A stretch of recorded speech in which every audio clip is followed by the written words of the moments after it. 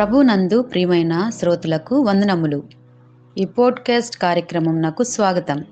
మీ అందరి కొరకు ఈ కార్యక్రమమును ప్రసారం చేయుచున్నాం. విని దైవాశీస్సులు పొందుకోగలరు. ప్రియ శ్రోతలు, యేసుక్రీస్తు ప్రశస్తమైన నామంలో మీ అందరికీ శుభములు, వందనములు. ఈనాటి మన ధ్యానాంశము కీర్తనల గ్రంథము 103వ దావీదు కీర్తన ఆధారితమైనది. Remembering God's benefits, God as a father and his tender care. దేవుడు చేసిన ఉపకారములను మరువకుము, తండ్రి అయిన దేవుని సున్నిత సంరక్షణను గుర్తుంచుకును. విశ్వాసులు తరచుగా మరచిపోయే గొప్ప ఆశీర్వాదములలో ఒకటి దేవుడు మనకు ఎవరు అనే విషయాన్ని. ఈ కీర్తనను రచించినటువంటి దావీదు దేవుడు మనకు చేసే మేలులను మాత్రమే కాకుండా తన ప్రజల పట్ల ఆయన సున్నిత హృదయాన్ని కూడా మనకు గుర్తు చేస్తూ ఉన్నాడు. ఈ కీర్తనలోని 13వ వచనం నుండి 17వ వచనాలలో దేవుడు ప్రేమగల తండ్రిగా, కరుణ, అవగాహన మరియు ప్రేమతో నిండిన అందమైన చిత్రాన్ని మనకు దావీదు కనపరుస్తూ ఉన్నాడు. ఈ విషయాన్ని మనం గుర్తుంచుకోవడం ద్వారా మన విశ్వాసం బలపడుతుంది మరియు అది మన హృదయములకు ఓదార్పునిస్తుంది. మొదటిదిగా, దేవుని కరుణ, జాలి తండ్రి ప్రేమను పోలి ఉన్నది.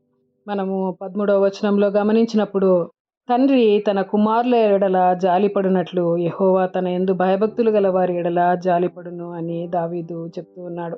భూ సంబంధమైన తండ్రులు విఫలులు కావచ్చు, కానీ దేవుని పితృత్వము పరిపూర్ణమైనది మరియు స్థిరమైనది.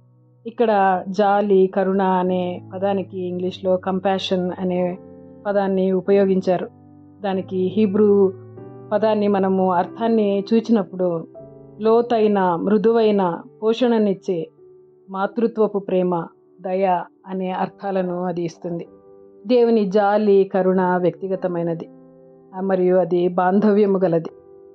ఆయన మనకు దూరంగా ఉండేవాడు కాదు. మన పట్ల కఠినంగా వ్యవహరించే దేవుడు కాదు.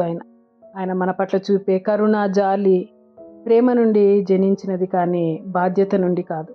ఈ సత్యాన్ని యేసుక్రీస్తు ప్రభువుల వారు నేర్పించిన పరలోక ప్రార్థనలో బయలుపరచబడింది. పరలోకమందున మా తండ్రి అని దేవుని సంబోధిస్తూ మనము ఈ ప్రార్థనను ప్రారంభిస్తాము. దేవుడు మనలను భయంతో కూడిన విధేయతలోకి కాదు కానీ సన్నిహిత సంబంధంలోనికి ఆహ్వానిస్తూ ఉన్నాడు. అంతేకాదు, ఆయన అంటున్నాడు, తల్లి అయినా మరచునేమో కానీ నేను నిన్ను మరువను అని. తల్లి ప్రేమ కంటే గొప్ప ప్రేమను ఆయన మన పట్ల చూపిస్తూ ఉన్నాడు. దేవుని సంరక్షణ మన పరిపూర్ణతపై ఆధారపడలేదు కానీ ఆయన కరుణా స్వభావంపై ఆధారపడి ఉంటున్నది. రెండవదిగా, దేవుడు మన బలహీనతలను, భయములను అర్థం చేసుకునేవాడు. మనం 14వ వచనమును గమనించినప్పుడు, మనము నిర్మింపబడిన రీతి ఆయనకు తెలిసే ఉన్నది, మనము మంటివారమని ఆయన జ్ఞాపకం చేసుకుంటున్నాడు అని దావీదు అంటూ ఉన్నాడు. దేవుడు మన నుండి పరిపూర్ణతను ఆశించలేదు, కానీ ఆయన మన పోరాటములను, బలహీనతలను, భావోద్వేగములను, మానవ పరిమితులను జ్ఞాపకం చేసుకుంటూ ఉన్నాడు. పిల్లల సామర్థ్యాన్ని అర్థం చేసుకునే తండ్రిలా సున్నితంగా, ఓపికగా మనతో ఆయన వ్యవహరిస్తూ ఉన్నాడు. మూడవదిగా, దేవుని సంరక్షణ తాత్కాలికమైనది కాదు, అది శాశ్వతమైనది. యెహోవా యందు భయభక్తులు గల వారి మీద ఆయన కృప యుగయుగములు నిలుచును అని మనము 17వ వచనంలో చూడవచ్చు. దావీదు అంటాడు, నరుని ఆయువు గడ్డి వంటిది అని. గడ్డితో నరుని జీవితంను పోలుస్తూ ఉన్నాడు. దాని మీద గాలి వీచినప్పుడు అది నశించిపోతుంది అని, అది క్షణికమైనది అని ఆయన మనకు గుర్తు చేస్తూ ఉన్నాడు. కానీ దేవుని ప్రేమ శాశ్వతమైనది, ఎన్నటికీ మారనిది, తరతరాలకు నమ్మదగినది. ఇహలోకంలోని సంబంధాలు మసకబారిపోయినప్పటికీ తండ్రి అయిన దేవుని ప్రేమ శాశ్వతంగా నిలిచి ఉంటుంది. ఆయన ప్రేమ కాలంతో, వయస్సుతో లేదా పరిస్థితులతో ముగిసిపోదు. శాశ్వతమైన ప్రేమతో నిన్ను ప్రేమించుచున్నాను గనుక విడువక నీ ఎడల కృప చూపుచున్నాను అని యిర్మీయా ప్రవక్త ద్వారా దేవుడు మనతో మాట్లాడుతూ ఉన్నాడు. తండ్రి అయిన దేవుని ప్రేమ తరతరాలకు విస్తరిస్తుంది. ఆయన నీతి వారికి పిల్ల పిల్ల తరమున నిలుచును అని వాక్యం సెలవిస్తూ ఉంది. దేవుని సున్నితమైన ప్రేమ, సంరక్షణ కేవలం వ్యక్తులకే పరిమితం కాదు, అది కుటుంబాలలోకి మరియు తరాలలోనికి విస్తరిస్తుంది. మనం భక్తితో, విశ్వాసంతో నడిచినప్పుడు దేవుని ఆశీర్వాదాలు మన తర్వాత వచ్చే తరాల వారిని ప్రభావితం చేస్తాయి. ద్వితీయోపదేశకాండము 7వ అధ్యాయము 9వ వచనంలో మనం గమనించినప్పుడు, ఆయనను ప్రేమించి ఆయన ఆజ్ఞలను అనుసరించి నడుచుకుని వారికి తన నిబంధనను స్థిరపరచువాడును, 1000 తరముల వరకు కృపచూపువాడును, నమ్మదగిన దేవుడనని తెలుసుకునుము అని ఆయన సెలవిస్తూ ఉన్నాడు. దేవుని యందు విశ్వాసం ఉంచినప్పుడు మనకు మన ఇంటి వారికి రక్షణ అని వాక్యం మనకు తెలియజేస్తూ ఉంది. దేవుని మేలులను గుర్తుంచుకోవడము అంటే తండ్రిగా ఆయన హృదయాన్ని గుర్తుంచుకోవడం.